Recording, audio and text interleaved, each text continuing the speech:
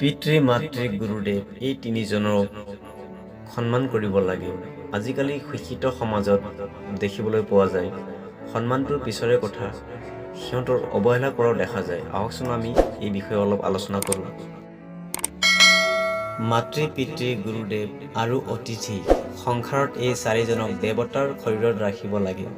সন্তানসকলে এইসকলৰ সেৱা কৰাটোৱে হ'ল প্ৰকৃত ধৰ্ম পালন কৰা। প্ৰথম স্থানত মাতৃ, দ্বিতীয় স্থানত পিতৃ, তৃতীয় স্থানত গুৰুদেৱ আৰু চতুৰ্থ স্থানত অতিথিসকলক ৰাখিব লাগে। মা দেউতা হ'ল সন্তানৰ কাৰণে পৰাত্মাৰ প্ৰত্যক্ষ ৰূপ। যি সন্তানৰ মা দেউতাৰ প্ৰতি শ্ৰদ্ধান ভক্তি নাথাকে, সেই সন্তানে মন্দিৰত গৈ যিমানেই পূজা অৰ্চনা নাম কীৰ্তন নকৰক কিয় ঈশ্বৰ দৰ্শন পোৱাব নোৱাৰে। পিতৃ মাতৃৰ ভিতৰত মাতৃসকল শাস্ত্ৰত শতগুণ শ্ৰেষ্ঠত্ব প্ৰদান কৰা হৈছে।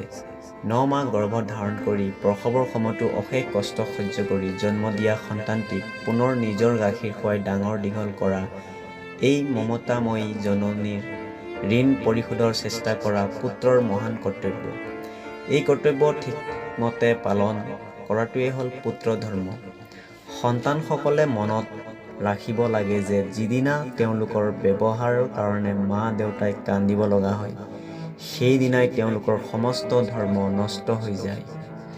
যি পিতৃ মাতৃয়ে সন্তানটিৰ শৈশৱকালত কথা ক'বলৈ শিকায়, সেই সন্তানটিয়ে ডাঙৰ হোৱাৰ পিছত যদি পিতৃ মাতৃক মৌন হৈ থাকিবলৈ বাধ্য কৰায়, তেন্তে তাতকৈ ডাঙৰ পাপ অন্য কিবা হ'ব পাৰেনে? যি পিতৃ মাতৃয়ে জন্মৰ পিছৰ পৰাই নিজৰ জীৱনটি তিল তিলকৈ সন্তানটিৰ মংগলৰ কাৰণে সমৰ্পণ কৰিলে, সেই সন্তানটিয়ে ডাঙৰ দীঘল হোৱাত নিজৰ পিতৃ মাতৃক বৃদ্ধাশ্ৰমত ৰখা মানসিকতাই কি সূচায়?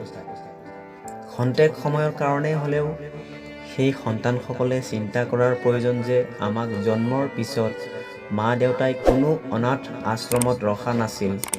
পাশ্চাত্যৰ অনুসন্ধানকৰণৰ কবলত পৰি বিশেষকৈ চহৰ অঞ্চলত গঢ়ি উঠা বৃদ্ধাশ্ৰম অল্ড হোম ব্যৱস্থাই আমাৰ নৱপ্ৰজন্মৰ অন্তৰত মা দেউতাৰ প্ৰতি থকা কৰ্তব্যৰ কথা মনত পেলাই দিবনে?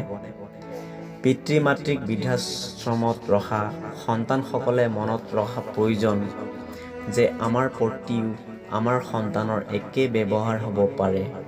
শৈশৱকালত যি পিতা মাতাই সন্তানটিক আঙুলিত ধৰি খোজ কাঢ়িবলৈ শিকাইছিল, বিদ্যা মন্দিৰ স্কুললৈ মছজিদলৈ লৈ গৈছিল, সেই পিতা মাতাক বৃদ্ধ অৱস্থাত হাতত ধৰি ঈশ্বৰৰ মন্দিৰৰ নামঘৰলৈ লৈ যোৱাটোৱেই হ'ল পুত্ৰৰ মহান কৰ্তব্য।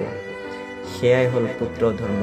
যিগৰাকী মহান মাতৃয়ে 9 মাহ গৰ্ভত লৈ সন্তানটিৰ বোজা আনন্দ মনেৰে বহন কৰিছিল, বৃদ্ধ অৱস্থাত সেইগৰাকী মহান মাতৃৰ মনৰ কামনা পূৰ্ণ হোৱাৰ বাবে আধা কিলো ঈশ্বৰৰ প্ৰসাদ কঢ়িয়াই আনিবলৈ সন্তানসকলে কষ্ট অনুভৱ কৰাৰ বিপৰীতে পবিত্ৰ কৰ্ম পুণ্য কৰ্ম কৰা বুলি ভাবিব লাগিব। গতিকে বন্ধুসকল, এই টপিকটো আপোনালোকে কেনেকৈ গম পালে কমেণ্ট কৰিব আৰু ইমানেই শ্বেয়াৰ কৰক যাতে সমাজৰ বৃদ্ধাশ্ৰমত থকা পিতৃ মাতৃসকলক পুত্ৰসকলে যেন লগত ৰাখি নিজৰ মাক দেউতাকৰ সন্মান আৰু মৰম চেনেহত ৰাখে। ধন্যবাদ।